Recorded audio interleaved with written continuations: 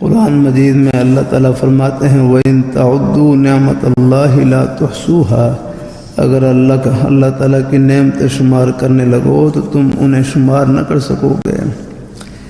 جب انسان اللہ تعالیٰ کی ہر نعمت کو اس کا فضل سمجھے گا تو اللہ تعالیٰ کی ذات اس کے اعتراضوں سے بری ہو جائے گی۔ پھر اول تو گناہ ہی نہ ہوں گے، اگر ہوں گے تو محبوب معاف کرتا جائے گا اور اللہ تعالیٰ توبہ کی توفیق عطا فرما دیں گے۔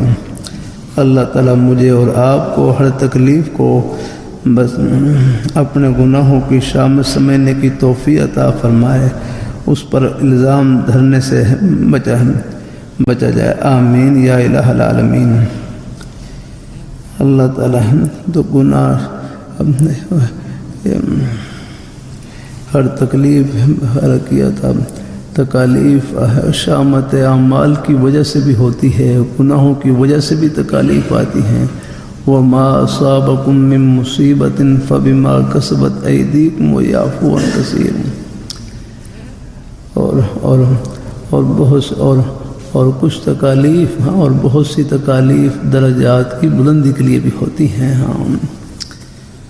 اللہ تعالیٰ اپنی اللہ کرتا رہتا ہوں، اللہ تعالیٰ کے نیک بندوں پر تکالیف آتی ہیں، لیکن وہ تکالیف بس وہ درجات کی بلندی کے لیے، اللہ تعالیٰ کے قریب کرنے کے لیے۔ ہمارے حضرت ڈاکٹر عبدالحی عارفی رحمۃ اللہ علیہ فرمانے لگے بندوں پر جو پریشانی آتی ہیں وہ دو قسم کی ہوتی ہیں، ایک پریشانی تکلیف اللہ تعالیٰ کی ناراضی کی علامت، اور ایک پریشانی تکلیف اللہ تعالیٰ کے قرب کا ذریعہ۔